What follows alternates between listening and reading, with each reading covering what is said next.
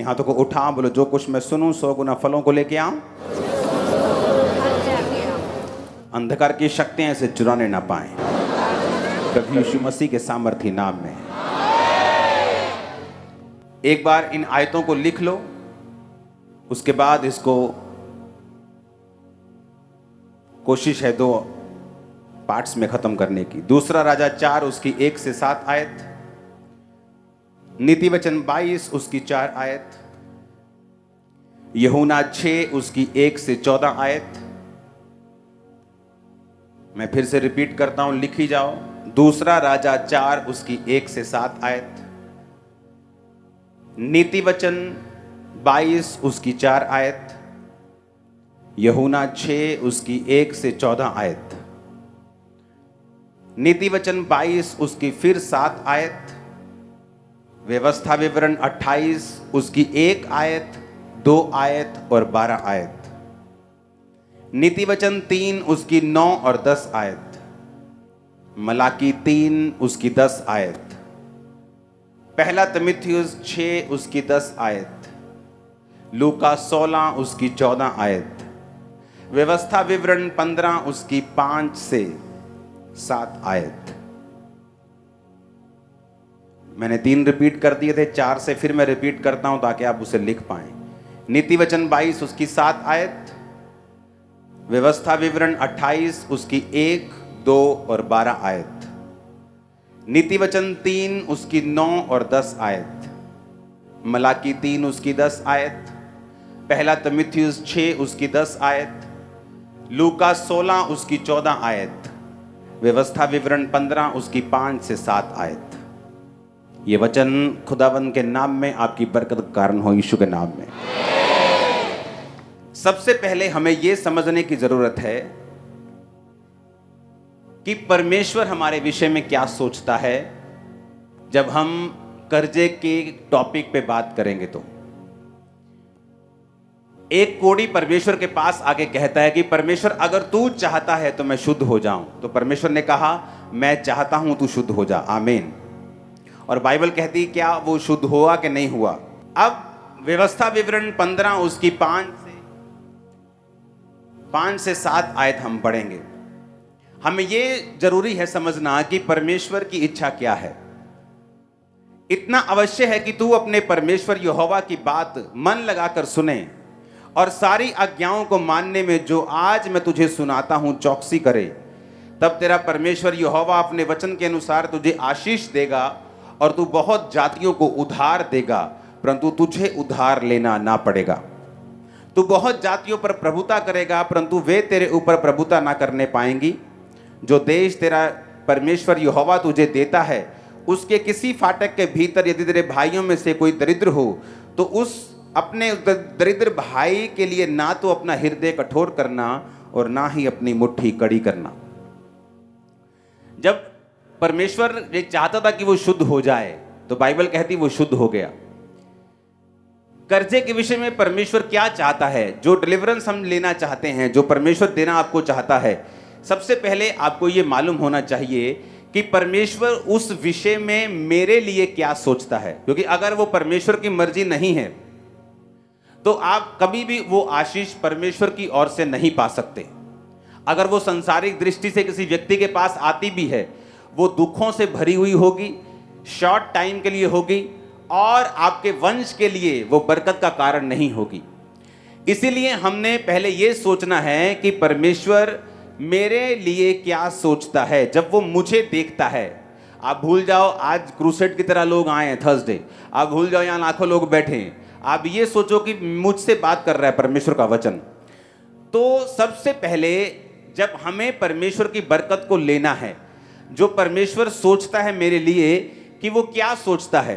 Bible कहती है परमेश्वर ये सोचता है कि वो तू सब जातियों को उधार देगा, उधार लेगा नहीं। तो परमेश्वर, मैं एक बात आपको ये बता दूं बाइबल के बीच से, नीति वचन 22 उसकी 7 आयत पढ़ेंगे। धनी निर्धन पर प्रभुता करता है और उधार लेने वाला उधार देने वाले का दास होता है। बाइबल कहती है तुम नौकर हो उसके जिससे तुमने पैसे उधार लिए हैं और जब परमेश्वर ने इजराइलियों को बुलाया तो परमेश्वर ने कहा, मैं तुझे सब जातियों में से श्रेष्ठ करूंगा, ये मेरी बुलाहट है तुम लोगों के लिए। तो तुम बहुत सी जातियों को उधार दोगे, तुम बहुत सी जातियों को पैसा उधार दोगे, परंतु तुम्हें किसी से भी उधार लेने की जरूरत जो है वो नहीं पड़ेगी। हालेलुया। अब आप जानते हैं, व्यवस्था विवरण 28 उसकी 1, 2 और 12 आयत को पढ़ेंगे। यदि तू अपने परमेश्वर यहोवा की सब आज्ञाएं जो आज तुझे सुनाई जाती हैं चौकसी से पूरा करने को चित्त लगाकर उसे सुने, तो वह तुझे पृथ्वी की सब जातियों में श्रेष्ठ करेगा। फिर अपने परमेश्वर यहोवा की सुनने के कारण ये सब आशीर्वाद तुम पर आएंगे। यहोवा तेरे लिए आकाश रूपी उत्तम भंडार को खोलकर तेरी भूमि पर समय पर बारिश बरसाया करेगा और तेरे सारे कामों पर आशीष देगा। तू बहुतेरी जातियों को उधार देगा, परंतु तुझे किसी से उधार लेना नहीं पड़ेगा। हमने फिर से पहले एक वचन सुना था, अभी हमने दूसरे वचन में यही सुना कि परमेश्वर बार बार कर्जे के बारे में बात कर रहा था। वो अपने लोगों को यह बताने की कोशिश कर रहा था कि तुम लोग जो मेरे नाम के कहलाए जाते हो, तुम कर्जा नहीं लोगे पर तुम कर्जा दोगे। आमीन। व्यवस्था विवरण 28 की आप 15 आयत को पढ़ें। यदि तू परमेश्वर यहोवा की बात ना सुने और उसकी सारी आज्ञाओं और विधियों को पालने में जो आज तुझे मैं सुनाता हूं चौकसी ना करे, तो ये सारे श्राप तुम पर आ जाएंगे। वो श्राप कौन से हैं, आप उससे आगे आप पढ़ना। ओके, मैं एक ही चीज आपके सामने पढ़ूंगा। हालेलुया। उसमें है कि जब तू परमेश्वर की आज्ञाओं को नहीं मानेगा तो उसने कहा जैसे अंधा अंधियारे में टटोलता है वैसे ही तू दिन दोपहरी में टटोलता फिरेगा, यानी तू कंफ्यूज होगा, तेरे कामकाज सफल नहीं होंगे, तू सदैव अंधेर सहता है रहेगा और लुटता रहेगा। हालेलुया। क्या कहा परमेश्वर ने, तू लुटता रहेगा। 44 आयत में लिखा, वो लोग तुझको उधार देंगे परंतु तू किसी को भी उधार ना दे सकेगा, वह तो सिर ठहरेंगे और तू पूंछ ठहरेगा। परमेश्वर ने कहा अगर तू मेरी आज्ञाओं पे नहीं चलेगा तो तुझे उधार लेने की जरूरत पड़ेगी।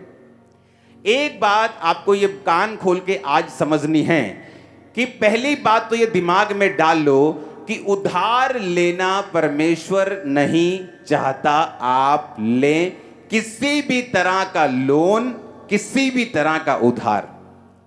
आपको बड़ी इंटरेस्टिंग बातें अब मैं बताऊंगा।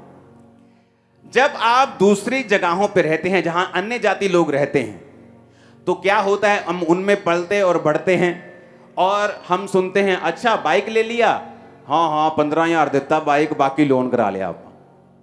तो हमें ये लगता है ये ट्रेडिशन है या ऐसा हो जाता है, बैंक पैसा दे देता है और हम वही करने लगते हैं जो हमारे आसपास के लोग करने लगते हैं। लेकिन हम ये नहीं सोचते कि परमेश्वर हमारे बारे में क्या सोचता है।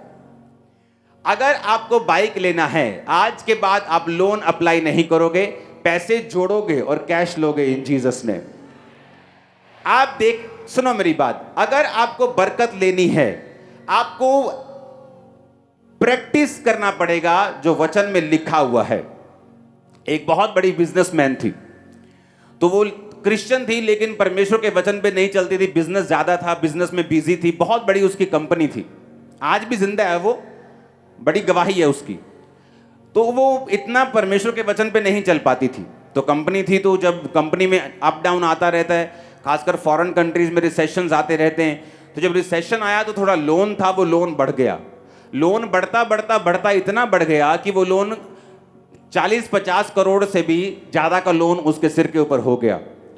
अब बात ये थी कि उसे वो नॉर्मल लग रहा था क्योंकि बाकी बिजनेस भी लोन ले रहे थे और बाकी भी कर्जे के नीचे थे। आप कई बार देखते हो बहुत बड़े बड़े बिजनेसमैन आप सुनते हो अच्छा बैंकरप्ट हो गया, यार वो तो टॉप 10 में आता था। वो कर्जा इतना है उन लोगों के ऊपर कि जब थोड़ा सा भी हिलते हैं तो वो कर्जा उनको दबा लेता है। तो परमेश्वर ये चाहता था कि इजरायली लोग जो हैं मेरी बरकत इन पे रहेगी और ये निशानी होगी कि मैं इनके साथ हूं, कि ये किसी भी तरह का कोई भी कर्जा नहीं लेंगे बल्कि कर्जा दिया करेंगे, ये निशानी होगी। तो अब जो उस औरत को जब कहती कि सब कुछ चल रहा था अच्छा, ये नहीं कि लोन की पेमेंट टूट रही थी, किस्तें भी टाइम पर जा रही थी, पर कहती एक बात मेरे दिल में आती थी कि इतना लोन है मेरे सिर के ऊपर, इससे पूरा करने में मेरी सारी उम्र जाएगी। यानी वो अगर 40 साल की उस समय थी तो उसने कहा कि इसे कंप्लीट करते करते बैंकों में कम से कम मैं 70 साल की हो जाऊंगी, 80 साल की हो जाऊंगी, तब जाके ये लोन जो है मेरी पूरी लाइफ में खत्म होगा। कहती मुझे ये भी नॉर्मल लग रहा था। कहती उसके बाद किसी से मालूम हुआ, उसने क्रिश्चियन बुक्स पढ़नी स्टार्ट कर दी। और क्रिश्चियन बुक्स किस मैटर के ऊपर? कर्जे के मैटर के ऊपर, मनी के मैटर के ऊपर, कि परमेश्वर हमारी लाइफ में क्या चाहता है। और वहां उसने एक वचन पढ़ा जो आप बहुत बार सुन चुके हैं, मलाकी 3 उसकी 10 आयत में लिखा हुआ है। उस वचन को जब उसने पढ़ा तो वहां पर मलाकी में लिखा है कि अगर सारे दशमांश तू भंडार में ले आए, सारे दशमांश भंडार में ले आओ कि मेरे भवन में भोजन वस्तु रहे, यानी परमेश्वर के भवन में सब सेवकाई के काम होते जाएं। और सेनाओं का यहोवा ये कहता है कि ऐसा करके मुझे परखो कि मैं आकाश के झरोखे तुम्हारे लिए खोलकर तुम्हारे ऊपर अपरंपार आशीष की वर्षा करता हूं कि नहीं करता। एक लौता वचन है बाइबल का जिसमें परमेश्वर आपको चैलेंज करता है कि अगर आप इस वचन को पूरा करेंगे तो आप परमेश्वर को परख सकते हैं कि आपके जीवन पर आशीष आती है कि नहीं आती। उसने कहा जब मैंने बहुत बड़े बड़े ऑथर्स की बुक पढ़नी शुरू की, क्योंकि कर्जा हो चुका था, बिजनेस थोड़ा डाउन हो चुका था, लेकिन चल रहा था, लेकिन उसे मालूम था कि ये परफेक्ट प्लान नहीं है मेरी लाइफ में। जब उसे ये समझ आई कि मैं टाइथ नहीं दे रही हूँ, क्रिश्चियन होने के बावजूद भी मैं परमेश्वर का वचन पूरा नहीं कर रही हूँ, और बाइबल कहती है जब हम टाइथ नहीं पे करते तो परमेश्वर कहता है मैं फिजूल खर्ची को भेजूंगा, तुम्हारे फल कच्चे झड़ेंगे, तुम पे कर्जा होगा और तुम गलत गलत चीज़ों पर फैसले लेकर अपने पैसों को वेस्ट करते रहोगे और तुम्हारे पैसे गलत चीज़ों पे लगेंगे जहां लगने नहीं चाहिए। बहुत से लोग बोलते हैं जैसे मैं घर बनाने लगता हूं मुझ पे कोई अटैक होता है, घर में कोई बीमार हो जाता है, कोई हॉस्पिटलाइज हो जाता है, कभी कोई एक्सीडेंट हो जाता है, कभी कोई अलग सा काम आ जाता है और हम घर नहीं बना पाते। आप उन लोगों से अगर पूछेंगे ध्यान से कि क्या आप अपनी लाइफ में से टाइथ पे करते हो, अपनी कमाई का 10वां हिस्सा पे करते हो और अपने टाइम में से 2 घंटे 24 मिनट रोज आप परमेश्वर को देते हो प्रार्थना में? उनका जवाब होगा नहीं, हम ऐसा नहीं करते। क्यों? क्योंकि अगर आप ये 2 चीजें करें, अपने टाइम का दशवांश और अपनी कमाई का दशवांश, तो बाइबल कहती है किसी भी रीति के साथ आप कर्जे में नहीं रहेंगे। परमेश्वर ने कहा जो आज्ञाएं मैं तुम्हें देता हूं, अगर तू चित्त लगाकर, हम चित्त लगाकर कई बार मैच देखने लगते हैं, हाँ कि मैच लगा है, पूरा कॉन्फिडेंस, चित्त लगा हुआ है मैच में, पूरा ध्यान मैच में लगा हुआ है, कोई खास पिक्चर लगी पूरा चित्त लगा के उसको सुन रहे हैं, फेवरेट चीज लगी पूरा मन लगा हुआ है। परमेश्वर कहता है अगर ऐसे ही मन तू मेरे वचन के ऊपर लगाएगा तो निशानी होगी कि तू सब जातियों से श्रेष्ठ होगा और तू उधार देगा और लेगा नहीं, क्योंकि उधार लेने वाला देने वाले का दास होता है, उसका नौकर होता है। और परमेश्वर चाहता है कि तुम अन्य जातियों में श्रेष्ठ हो, इसलिए वो तुमको नौकर बनता हुआ देखना नहीं चाहता। अब जब उस औरत को वचन मालूम हुआ, उसने टाइथ निकालना शुरू किया। कहती मुझे उन लोगों के फोन आने लगे, मेरे कस्टमर्स जो 5 साल पहले मुझे छोड़ चुके थे। कहती उन कस्टमर्स के फोन आने लगे जो बल्क में मुझे ऑर्डर देने लगे, जो 5 साल पहले 7 साल पहले कस्टमर्स का लिंक टूट चुका था वो मुझे कॉल करने लगे। कहते ऐसे अनएक्सपेक्टिंग कॉल्स मुझे आने लगी मेरे बिजनेस के लिए, और मेरा बिजनेस इस तरह से अनएक्सपेक्टेडली ग्रो करना शुरू हो गया कि आज वो औरत पूरी तरह से कर्जे से 100% आजाद हो चुकी है। और उसने फैसला किया कि आज के बाद कुछ भी हो, जितनी ग्रेस होगी, जितना पैसा होगा हम उसमें बिजनेस करेंगे, लेकिन बैंक से लोन नहीं उठाएंगे, टाइथ पे करेंगे। और जब उसने फैसला किया, परमेश्वर ने उसे बरकत दी, दिनों और महीनों में उसका लोन उतरा। और फिर देखो क्या हुआ, परमेश्वर ने उससे बात की। उसने कहा मेरी बेटी एक बात को सुन, परमेश्वर ने कहा तू अब टाइथ नहीं निकालेगी, तू टाइथ को डबल करेगी और 20% निकालेगी। वो घबरा गई क्योंकि वो बहुत अमीर थी और लाखों में उसका टाइथ था महीने का। तो उसे मालूम था अगर परमेश्वर ने कुछ कहा है तो ये उसका कुछ मकसद होगा। कहती मैंने हाँ किया, मैंने फॉलो करना शुरू किया और कहती जैसे ही मैंने फॉलो करना शुरू किया, कुछ ही महीनों बाद 2008 का रिसेशन आया अमेरिका में। कहती जब 2008 का रिसेशन आया, मेरे जैसे कई बिजनेस फ्लॉप हो गए, जमीन पे आ गए, रोड पे चले गए, कर्जा लेना तो दूर, कर्जा मतलब इंस्टॉलमेंट्स के उनको लाले पड़ गए। पर कहती मेरा इकलौता बिजनेस ऐसा था जो रिसेशन में भी डूबा नहीं और फलवंत हुआ और बढ़ा, क्योंकि मैंने परमेश्वर की आवाज को सुना था। हालेलुया। एज ए क्रिश्चियन आपको यह बात समझ रखनी है कि परमेश्वर नहीं चाहता आप कर्जा लें। हालेलुया। मैंने अपनी टीम को बता दिया कि जहां पर सीए ने बोला भी है ना कि आप इतना बड़ा कैश की जगह ये चीज मत लो, चेक में चीज मत लो, अब वो भी हम नहीं करेंगे। पूरी चीज खुदावंद के नाम में कर्जा फ्री। ये चर्च इमेजिन करो, लोग या पास्टर्स मिलते हैं, लोग मिलते हैं तो छोटा सा एक प्रोजेक्ट होता है, उस पर 20 लाख का कर्जा होता है। अब इमेजिन करो ब्रांचेस, सैकड़ों ब्रांचेस, मेन ये प्रेयर माउंटेन, एक एक चीज लाखों और करोड़ों में बनी है और चर्च के ऊपर कोई कर्जा नहीं, 1 रुपए का भी चर्च के ऊपर कोई कर्जा नहीं है। परमेश्वर ये प्रूफ करना चाहता है आपकी लाइफ पे कि आप लोग अलग हैं, लेकिन आपको प्रैक्टिस करना पड़ेगा। आप बोलोगे इम्पॉसिबल है कि मैं ऐसे कार ले लूं, इम्पॉसिबल है कि मैं घर ऐसे बना लूं अगर मैं बैंक को इन्वॉल्व नहीं करता हूं। तो मैं आपको बता रहा हूं आपको क्या करना है, आपको वचन में ध्यान से सुनना है। दूसरा राजा 4 उसकी 1 से 7 आयत में लिखा है, भविष्यद्वक्ताओं के चेलों की पत्नियों में से एक स्त्री ने अलीशा की दुहाई देकर कहा, तेरा दास मेरा पति मर गया और तू जानता है कि वह यहोवा का भय मानने वाला था, जिसका वह कर्जदार था, वह आया है कि मेरे दोनों पुत्रों को नौकर बनाने के लिए ले जाए, लाइफ टाइम स्लेव बनाने के लिए उसको वो लेके जाना चाहता था। दोनों पुत्रों को, कौन से बेटे थे दोनों? एक नबी के, एक प्रॉफिट के बेटे थे।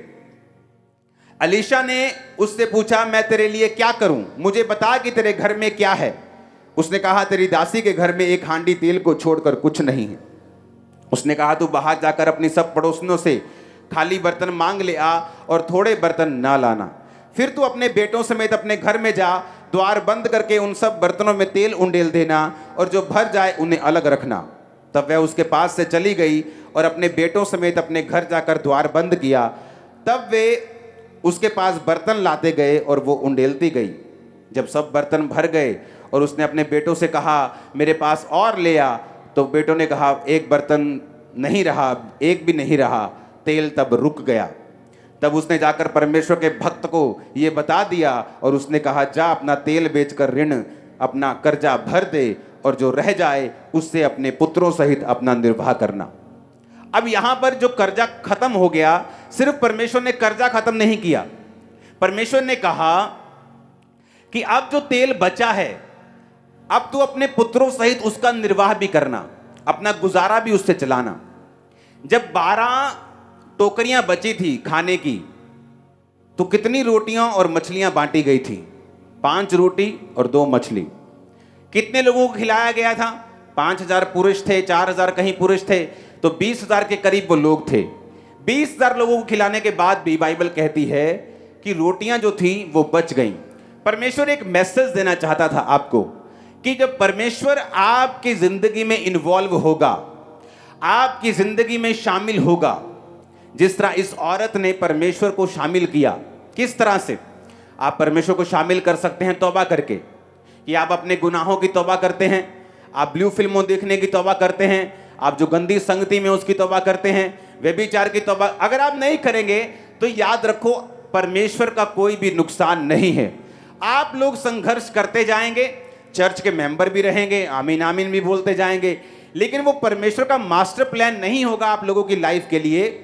आप ये सोचना कि 40 साल जिस तरह से इजरायली जंगल में घूमते रहे, जबकि परमेश्वर का प्लान तो 40 दिन में बाहर निकालने का था, लेकिन उन्होंने अपने शरीर के कामों के ऊपर फतह नहीं पाई और कारण ये हुआ, उसका रिजल्ट ये हुआ कि वो 40 साल उसी जंगल में घूमते रहे। अब ये आपको डिसाइड करना है, या तो परमेश्वर को अपना जीवन देके, परमेश्वर के रास्तों पे चल के अपने कर्जों को, अपने बीमारियों, कर्जों को, श्रापों को खत्म करना है, या इसी चीज के साथ फाइट करते करते कभी कर लिया पाप, कभी छोड़ दिया वचन, सुन लिया छोड़ दिया, 10 दिन में फिर एक अटैक हुआ, फिर एक औरत को पकड़ा, फिर एक मर्द को पकड़ा, फिर उसे किया, फिर छोड़ दिया, फिर तो अगर तो ऐसे करना है तो ये काम लंबा होता जाएगा और परमेश्वर अपनी मर्जी को पूरा नहीं कर पाएगा। अब यहां पर परमेश्वर को उसने इन्वॉल्व किया। आप इन्वॉल्व कर सकते हैं पहला काम तौबा करके। आप तौबा करेंगे, आप परमेश्वर को अपनी जिंदगी में शामिल कर लेंगे। जब परमेश्वर आपकी जिंदगी में शामिल हो जाएगा तो धीरे धीरे आप उसके वचन को जब मानना शुरू कर लेंगे, आप कर्जे से बाहर आ जाएंगे। दूसरा, एक जीवित चर्च के साथ जुड़ना। अब बाइबल कहती है वो क्रिश्चियन थी पहले से ही, यहोवा को मानने वाली थी, पर परमेश्वर के दास के कांटेक्ट में नहीं थी। बाइबल कहती है जब वो मस्से वाले दास के कांटेक्ट में आई और उसने कहा तेरे हाथ में क्या है, उसने कहा थोड़ा सा तेल है। कई बार हम सोचते हैं कि परमेश्वर मुझे बरकत दे। परमेश्वर बोलता है किस चीज के ऊपर बरकत दूं? आज आप परमेश्वर को बोलोगे परमेश्वर मुझे बरकत दे, परमेश्वर बोलेगा किस चीज के ऊपर? तेरे हाथ में क्या है? आप इमेजिन करो, अलीशा जो परमेश्वर का दास था उससे बोल सकता था जा फलानी फलानी जगह जा, वहां तुझे पैसा मिल जाएगा, जमीन में देखना खोद के तुझे सोना गड़ा हुआ मिल जाएगा। लेकिन उसने क्या कहा? तेरे हाथ में क्या है? उसने कहा थोड़ा सा तेल है मेरे पास। उसने कहा थोड़े से तेल को बर्तनों में उंडेलती जाना और बर्तन थोड़े मत लाना। कि जब तुम परमेश्वर के ऊपर भरोसा रखते हो तो मत सोचो कि तुम्हारा घर 45 लाख का है और तुम कर्जे के बिना उसे नहीं ले सकते। तुम आज पैसा जोड़ना शुरू करो और टाइथ देना शुरू करो। मैं तुमसे प्रॉमिस करता हूं यीशु मसीह के नाम, जो तुम सोच रहे हो कि 10 साल पैसा जमा करके भी नहीं ले पाओगे, तुम 3 साल में 2 साल में उस घर में होगे। कैसे? यही तो परमेश्वर है। यही तो परमेश्वर है जो हमारी सेंसेस से परे काम करता है। यही तो हमें वो भरोसा करना सिखा रहा है कि तुम कुछ भी लेना चाहते हो उसकी ग्रेस के ऊपर भरोसा रखो, उस स्पिरिट के अनुसार ना चलो जो लोगों में काम कर रही है, जो उस एरिया में काम कर रही है। आप इमेजिन करो ये स्पिरिट के साथ पास्टर्स भी परेशान हैं। उन्हें कर्जा उठाने की इतनी आदत पड़ चुकी है कि जब एक कर्जा खत्म होने वाला होता है तो दूसरा कर्जा, तीसरा कर्जा। क्यों? क्योंकि कर्जे की एक स्पिरिट है। जिस तरह बीमारी की एक आत्मा है, कर्जे की भी एक आत्मा है। और कर्जे की स्पिरिट ये चाहती है कि आप हमेशा नौकर बन के रहें ताकि आप वो प्रैक्टिस ना कर सके जो वचन कहता है। अगर आप बिलीव नहीं करते आप राजाओं की संतान हैं और राजकुमार हैं, और राजकुमार की तरह आप चलते नहीं, राजकुमार की तरह बोलते नहीं, आप राजकुमार कभी बन भी नहीं सकते। क्योंकि परमेश्वर चाहता है जो आप बिलीव करते हैं उस पर आप प्रैक्टिस करें। अगर आप ये प्रैक्टिस नहीं करते कि आप चंगे हो चुके हैं, आप हेल्थी हैं, आप ब्लेस्ड हैं, यहोवा आपका चरवाहा है, अगर आप ये प्रैक्टिस नहीं करेंगे, बोलेंगे नहीं और चलेंगे नहीं और मानेंगे नहीं, तब तक परमेश्वर आपकी लाइफ में कुछ नहीं कर सकता। हमें ऐसा लगता है क्योंकि हमने आसपास देखा ही ऐसा है। हमने कभी वो फैमिलीज देखी नहीं क्रिश्चियन जो सब चीजें कैश पे या चेक पे जैसे भी लोग लेते हैं, हमने कभी देखा नहीं। लेकिन जब परमेश्वर में मैं चला हूं, हमने देखा है, हमने चीजों को लिया है, पैसा देकर लिया है, बिना कर्जे के लिया है। थोड़े साल पहले मेरी टीम मेरे पास आई। जब बहुत सारे चर्च में काम होते थे तो मेरी आदत ये थी, मैं कामों को रोकना नहीं चाहता था। सुसमाचार का काम होता था, लाखों रुपए खर्चा है उसका, तो उसको मैं रोकता नहीं था। मैंने कहा सब काम साथ साथ चलेंगे, कोई काम हमने रोकना नहीं। अगर भवन बन रहा है वो भी बनेगा, सुसमाचार का काम हम कैसे रोक सकते हैं भवन बनाने के लिए? सब काम चलने चाहिए। तो चेक जो होते थे उन बड़ी मुश्किल होती थी उनको निकालने की। संडे की ऑफरिंग जाती थी, सोमवार सारा चेक लग के खत्म हो जाते थे। तो उन्होंने मुझे सलाह दी कि बैंक वाले बोल रहे हैं कि आप 30, 50, 60 लाख की एक लिमिट होती है, आप उसे ले लो। तो उससे क्या होगा? लिमिट होने से आप वो एक तरह का लोन होगा जो इंटरेस्ट फ्री होगा, और अगर आपको कोई चेक एक्स्ट्रा लगता है तो उसमें से चला जाया करेगा और बाद में हम पे कर देंगे। मैंने कहा नहीं, हम ऐसा नहीं करें। मेरी जितनी ग्रेस है मैं उतने में चलूंगा। और एक टाइम आया, दिनों में सिचुएशन और महीनों में बदली, आज हम वो कर सकते हैं जो करना चाहते हैं, कोई लोन लेने की जरूरत। लेकिन एक समय ऐसा आता है कि धर्मी होने के बावजूद भी, टाइथ देने के बावजूद भी, फिर भी सिचुएशन ये चाहती है कि आप लोन लें, और परमेश्वर का वचन इस बात के खिलाफ है कि आप लोन लें। सबसे पहले हमें यह समझना पड़ेगा कि परमेश्वर नहीं चाहता मैं कर्जा लूं। हालेलुया। अगर गलती से भी मेरी किसी एक चीज पे कर्जा है तो मैंने अपने सीईओ को बोला है कि अबे मैं रखने वाला नहीं हूं, कोई कर्जा मेरी लाइफ के ऊपर नहीं है, ना मेरी मिनिस्ट्री के ऊपर।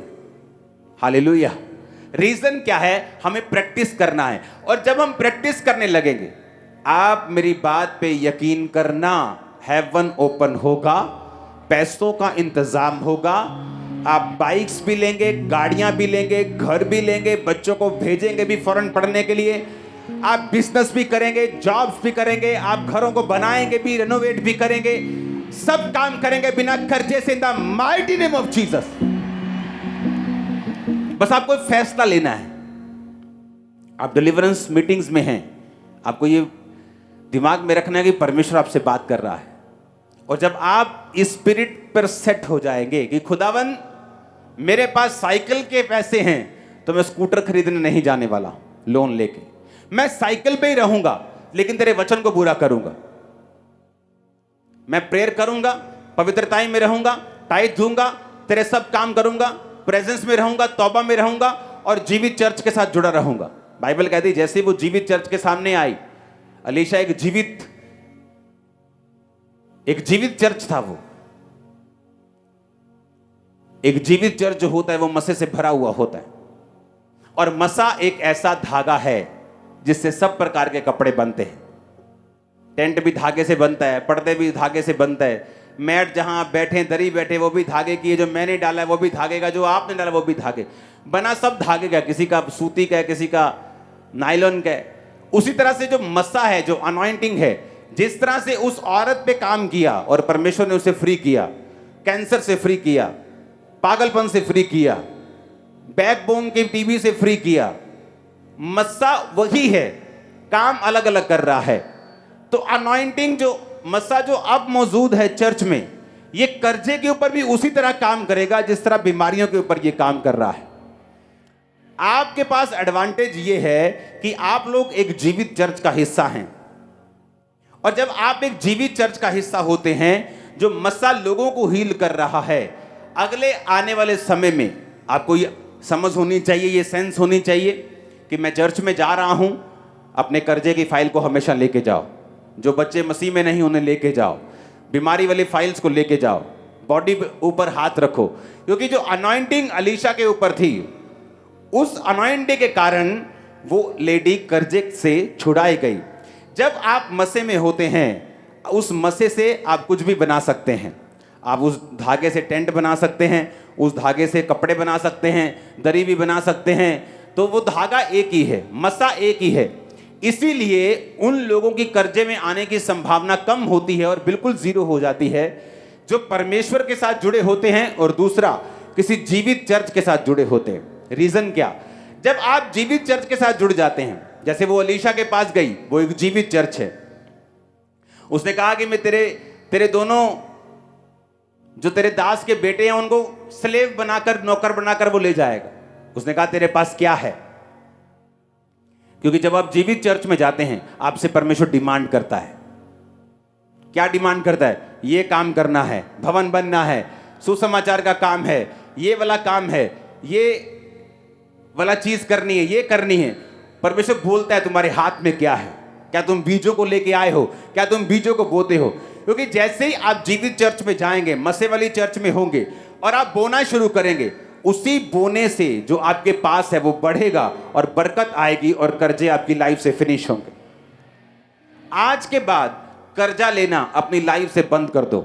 जो कर्जा ऑलरेडी है, जो लोन ऑलरेडी चल रहा है, उसे उतारने का प्रण कर लो कि आज से जो बैंक लोन है, जो गाड़ी के ऊपर, बाइक के ऊपर, घर के ऊपर, स्टडी का लोन है, सबसे पहले अब मैं ये लोन चुकाऊंगा और बाकी काम मैं सारे बाद में करूंगा।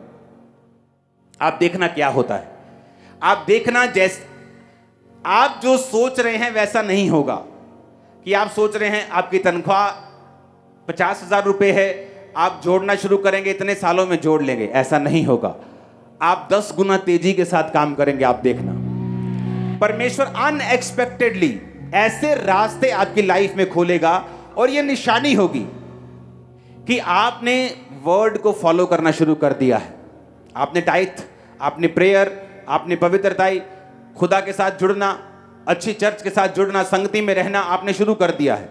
उससे क्या होगा, परमेश्वर ऐसे रास्ते आपकी लाइफ में ओपन करेगा कि उसी थोड़ी सी बरकत में ही, उसी पैसे में ही, और परमेश्वर ऐसी चीजों का इंतजाम करेगा जिससे आप उस कर्जे में नहीं रहने पाएंगे, और आपकी सोच से पहले वो कर्जा आपकी फैमिली से आउट होगा और दोबारा आप कभी भी कर्जा नहीं लेंगे। In the name of Jesus, आमीन ऊंचा चाहिए। आप मेरी बात समझ रहे कि नहीं? क्योंकि डिलीवरेंस अपने आप नहीं होती। आपने लोगों का कर्जा देना है, लोग आपको तंग करते हैं, आज के बाद लोग आपको कॉल नहीं करेंगे, आप कॉल करेंगे। आप कॉल करेंगे कि भाई साहब आपका कर्जा देना है, मैंने वचन सुना है, मैं फॉलो कर रहा हूं, खुदा की दया से मैं जल्दी आपको कॉल करूंगा। वो नहीं कॉल करेंगे, आप कॉल करेंगे। आप बताएंगे कि आप कर्जा देने के लिए, जितने आप लेने के लिए उत्सुक हैं, मैं उससे ज्यादा देने के लिए उत्सुक हूं। हालेलुया। आप लोग ये बात करेंगे, कर्जा देने वाला आपको कॉल ना करे, आप उनको कॉल करें, आप उनको बताएं कि आप यहोवा को मानने वाले हैं, आप यीशु को मानने वाले हैं, आप आगे से कर्जा नहीं उठाने वाले, क्योंकि ये स्पिरिट आपकी लाइफ में नहीं होनी चाहिए। ये एक स्पिरिट है, कर्जा उठाने की स्पिरिट है, ये एक आत्मा है। हर टाइम कर्जा उठाना, 200 रुपया दें तुझे वापस करता हूं, 500 दें तुझे वापस करता हूं, 2000 दें तुझे वापस करता हूं, 2 लाख दें तुझे वापस करता हूं, 5 लाख की कमेटी उठाई मैं वापस करता हूं, 10 लाख दें, मैं लोन ले लेता हूं, मैं वापस करता हूं, बैंक से ले लेता हूं, धीरे धीरे वापस कर दूंगा। आज से आपकी लाइफ से कैंसिल है इन जीसस नेम। फायर के साथ, आग के साथ, मस्से के साथ, इस अनॉइंटिंग के साथ, इस प्रोफेटिक अनॉइंटिंग के साथ ये कैंसिल है in the mighty name of Jesus. आमीन। आप बोलेंगे काम कैसे चलेगा, बिजनेस कैसे चलेगा? क्योंकि आप लोग ऐसा देखते आए हो, आप लोग दूसरे लोगों को ऐसा करता देखते आए हो, क्योंकि उनकी लाइफ में परमेश्वर नहीं है, पर आपकी लाइफ में परमेश्वर है। आमीन। आपको यह भी समझना है, फिर दूसरे हीलिंग नहीं ले पाते, दूसरे दुष्ट आत्मा से डिलीवरेंस नहीं ले पाते। पागल है तो पागल ही रहते सारी उम्र, लेकिन हम ऐसा नहीं होता। एक क्रिश्चियन बंदा डिलीवरेंस भी लेता है, हीलिंग भी ले लेता है खुदाबंद से, पागलपन से आजादी भी ले लेता है, बीमारियों से शिफा भी ले लेता है, दुष्ट आत्मा से छुटकारा भी ले लेता है। तो कर्जों से छुटकारा भी तुम लेने पाओगे यीशु मसीह के नाम में बहुत जल्दी। आप मेरी बात समझ रहे कि नहीं? तो ये स्पिरिट जो है आपको फॉलो करनी, क्योंकि परमेश्वर जो है उसकी इच्छा आपकी लाइफ में यही है। आमीन। नीति वचन 22 उसकी 4 आयत में लिखा, नम्रता और यहोवा के भय मानने का फल धन, महिमा और जीवन होता है। अगर आप नम्र हैं, वो नम्र नहीं जो एक गरीबी एक व्यक्ति को नम्र बना देती है, वो नम्रता नहीं है, वो मजबूरी है। किसी व्यक्ति को नम्र देखना है तो तब देखो जब उसके साथ बहुत सारा उसके पास पैसा आ जाए, तो भी वो नम्र है कि नहीं। वो गरीबों से कैसा व्यवहार करता है, कैसे बात करता है, कैसे जीता है, उस नम्रता की परमेश्वर बात कर रहा है जो फेक नहीं है। लोग फेक नम्रता दिखाते हैं, मुंह के मीठे होते हैं, लेकिन वो नम्रता नहीं है, वो एक्टिंग है जो लोग करते हैं। खुदा ने तुम्हें एक्टिंग करने के लिए नहीं बुलाया, लेकिन अगर तुम नम्रता है और यहोवा का भय है, यहोवा का भय होगा तुम व्यभिचार नहीं करोगे, यहोवा का भय होगा तुम कोई ऐसा काम नहीं करोगे जो परमेश्वर के वचन के खिलाफ है। आई थिंक ये दूसरा हफ्ता है लगातार जहां मैंने प्रेयर लाइन में सुना है। ये कोई मैंने प्रेयर लाइन नहीं लगाई, जस्ट टीम को कार्ड बनाने का काम दिया, वो बना दिए और लोग ऐसे ही खड़े हो जाते हैं आके। और देखो सेकंड टाइम हमने क्या सुना कि घर में हर 15 दिन बाद एक डेथ हो रही, और दोनों केसेस में शैतान इन्वॉल्व है। वचन कहीं तोड़ा गया है, कुछ ऐसा खाया गया है जो आपने नहीं खाना, कुछ ऐसा किया गया है जो आपने नहीं करना। तो जब शैतान को आपने इन्वॉल्व कर लिया तो उसका काम है कर्जा देना, उसका काम है बीमारी देना, कंफ्यूजन देना, लिमिट लाइफ देना, लिमिटेड, जो लिमिट में रहे। लेकिन जब परमेश्वर इन्वॉल्व हो जाता है तो वो 5 रोटियां और 2 मछलियां जो फिलिप्पुस कहता था कि 200 दिनार की भी रोटी हम मोल लेंगे तो लोगों के लिए काम नहीं आएंगी, और पतरस का भाई कहता था कि परमेश्वर 5 रोटियां और 2 मछलियां इतने लोगों के लिए क्या हैं। लेकिन बाइबल कहती है 12 टोकरियां उनमें से बची। जब परमेश्वर आपकी परिस्थिति में इन्वॉल्व होगा, आपके पास बचेगा। इनफ होगा, ज्यादा होगा। आप उधार दे नहीं पाएंगे बहुत जल्दी, आप कर्जा देंगे लेंगे नहीं इन जीसस ने। आप मेरी बात समझ रहे कि नहीं? आपको ये प्रॉमिस करना होगा कि आपको इस मेंटालिटी से बाहर आना होगा। क्यों यहूदी लोग आज पूरी दुनिया में छाए हैं? क्यों यहूदी लोगों का business, top world class businesses उनके पास हैं? अमेरिका में कुछ एरियाज ऐसे जो पूरे के पूरे एरिया यहूदी लोगों के हैं, पूरे के पूरे मीडियाज उन्होंने खरीदे हुए हैं, खरबों रुपए के, अरबों खरबों रुपए के। इंडिया का मीडिया देखो कितना, करोड़ों, हजारों करोड़ों में है, लाखों करोड़ों में सिर्फ इंडिया का। और जो अमेरिका का मीडिया है वो सिर्फ अमेरिका को नहीं, पूरे दुनिया को जहां इंग्लिश बोली जाती कवर करता है, दूसरे एरियाज को भी। वो अगर इंडिया करोड़ों में है तो वो खरबों ट्रिलियंस डॉलर्स में है, और यहूदियों ने कब्जा किया हुआ है। रीजन यही रीजन, उनको देने की आदत डाली जाती है बचपन से। एक बच्चा अगर चर्च में भी जाएगा तो चाहे 2 रुपए लेके जाए, 10 रुपए लेके जाए, लेकिन बच्चे को भी हाथ से वो बुआते हैं। उनको आदत दी जाती है कि देना है, देना है। अगर देने की आदत होगी तो खुदा तुम्हें देगा, और तुम देने की आदी बन जाओगे और तुम्हें और परमेश्वर देगा। Hallelujah, hallelujah. बहुत सारी चीजें मेरी लाइफ में ऐसी होती हैं, घटनाएं। बाइबल कहती है, उसने कहा तेरे हाथ में क्या है? उसने कहा थोड़ा सा तेल है। बात थोड़े की नहीं, बात ये नहीं है कि आज तुमने 500 बोया के 50 बोया। बात परमेश्वर पैसों को नहीं देखता, लेकिन किसी ने 50 अपने 60 रुपए में से बो दिए हैं, और किसी ने 500 अपने लाख में से बोया है। परमेश्वर 500 को अप्रिशिएट नहीं करता, लेकिन 50 को अप्रिशिएट करता है, जो घटी में बोया गया, थोड़े में बोया गया है। जब आप थोड़े में से भी बोना शुरू करते हैं, थोड़े से में भी वफादार रहना शुरू करते हैं, परमेश्वर आपको दिखाता है और बताता है कि मैं जीवित परमेश्वर हूं, और मैं तेरे सारे इंतजामों को करूंगा। मैं आसमान को खोलूंगा, मैं तेरी जरूरतों को स्वर्गीय भंडार से पूरा करूंगा। आमीन। आप जानते हैं, बहुत सारे पास्टर्स की मैंने स्टडी की है, पास्टर्स प्रीच करते हैं टाइथ का, लेकिन खुद टाइथ नहीं देते बहुत से पास्टर्स। और अगर आप उनकी लाइफ में देखें, बहुत से पास्टर्स फाइनेंशियली स्ट्रगल करते हैं, क्योंकि जो वो प्रीच करते हैं उसे प्रैक्टिस अपनी लाइफ में नहीं करते। हालेलुया। आज जब चर्च में आप करोड़ों रुपए का साउंड लगा हुआ देखते हो, किलोमीटर के हिसाब से आप बैठ जाओ तो भी आवाज आएगी आपको, लेकिन पहले ऐसा नहीं था। चर्च में किराए पे साउंड आता था, तो चर्च सिर्फ, पहले तो ऐसी चर्च थी कि सिर्फ साउंड का किराया पूरी ऑफरिंग से देती थी। तो मैंने कहा कि अपना साउंड लेते हैं, तो मैं पैसे जोड़ने लगा। मुझे मालूम हुआ कि एक छोटा मोटा साउंड होता है तो वो 5,000 4,000 लोगों में चल जाएगा। सिर्फ 6-10 लाख का साउंड होगा, 12 लाख का, 15-20 लाख का हो जाएगा, तो साउंड बन जाएगा। तो पैसे जोड़ने शुरू किए, ये पैसे जोड़ रहे, पैसे जोड़े, 50 अनाउंस किया, किसी ने 20,000, किसी ने 50,000 बोना शुरू, किसी ने 5,000, 500, 1,000 बोना शुरू किया। खाते में पैसे इकट्ठे हो गए 6 लाख। अभी भी पूरे नहीं है, अभी भी 4 गुना और पैसे चाहिए, 3 गुना चाहिए साउंड लेने के लिए। चलो वेट करते हैं, वेट करते हैं। प्रार्थना में था, परमेश्वर ने कहा पूरे का पूरा अकाउंट अभी खाली कर दे। तब मेरे पास, अब इंटरनेट बैंकिंग नहीं, मैं रखता नहीं अभी, तब मेरे पास इंटरनेट बैंकिंग तब भी थी। आज से आप लगा लो, मैं 15-16 साल 17 साल पहले की बात कर रहा हूँ। तो रात को मैंने अकाउंट अपना ओपन किया और सारा का सारा पैसा एक मिनिस्ट्री में ट्रांसफ़र कर दिया। थोड़े दिन बाद एक फैमिली मेरे पास आई, तो उसने कहा कि परमेश्वर ने हमारे दिल में डाला है कि हम अपना प्रॉपर्टी बेच के चर्च को साउंड लेके दे, और इस तरह से चर्च का पहला साउंड खरीदा गया था। अब चर्च का मतलब वो साउंड जितने का आया, जितने का वो था, इतने के तो माइक नहीं आएंगे, लेकिन बात क्या थी, वो बोया गया। बात क्या थी, परमेश्वर की आवाज को सुनना, परमेश्वर की इंस्ट्रक्शंस को जब थोड़ा है तब फॉलो करना।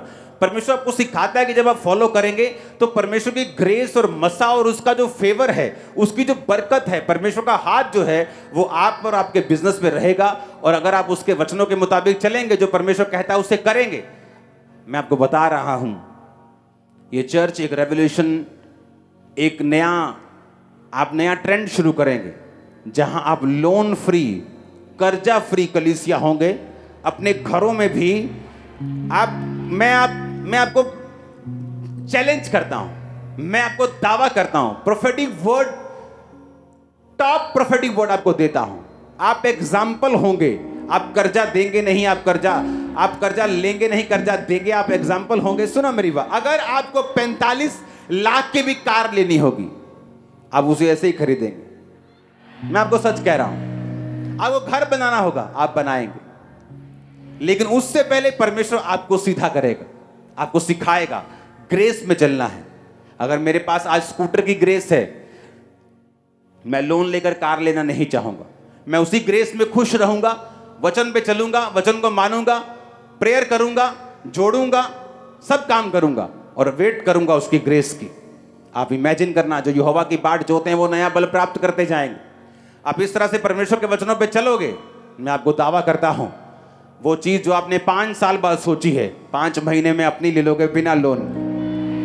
ओ आमीन ऊंचे वाला चाहिए चर्च। मैंने कहा आमीन ऊंचे वाला चाहिए चर्च।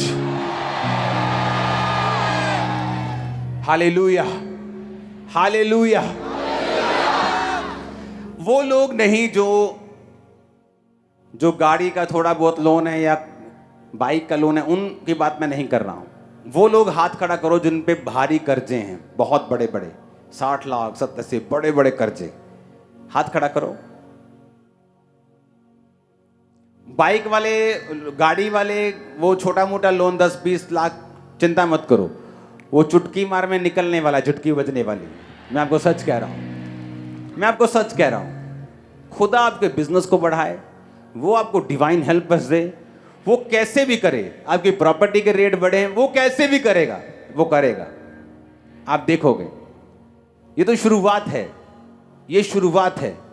क्योंकि मैं आपसे बात नहीं कर रहा हूं, मैं आपकी जनरेशंस की बात कर रहा हूं। जनरेशंस, ये पैटर्न आपकी जनरेशंस फॉलो करेंगी। अब जनरेशंस, ये आपकी जनरेशंस में देख रहा हूं स्पिरिट में। आपके जो बच्चे पोते पड़पोते होंगे ना, वो ऐसे चीजें लेंगे, बड़ी बड़ी जहाज भी ऐसे लेंगे जैसे कुल्फी लेते हैं। मैं आपको बता रहा हूं, मैं आपको सच कह रहा हूं। परमेश्वर अपने वचन का आदर करेगा, वो अपने वचन से पीछे नहीं हटेगा। आप उसके वचन पे चलेंगे, वो आपको इतना शॉकिंग सरप्राइज देगा आपको, आप हैरान हो जाएं। मैं आपको सच कह रहा हूं, मैं आपको सच कह रहा हूं। परवाह मत करना कोई क्या कहता है, जस्ट फॉलो करना। जो मैं आपको बोल रहा हूं ऐसा होगा आपकी लाइफ में, यह 100% होगा। आप लोन फ्री घर बनाएंगे, लोन फ्री गाड़ियां लेंगे, लोन फ्री काम करेंगे। यीशु मसीह के नाम में आमीन ऊंचा चाहिए। हमारे YouTube चैनल को सब्सक्राइब करें ताकि आप परमेश्वर के गहरे वेदों को जान सकें कि कैसे आप परमेश्वर में बढ़ सकते हैं, कैसे आप दुष्ट आत्माओं से, नशों से, बीमारियों से और वंशों के श्रापों से आजाद हो सकते हैं।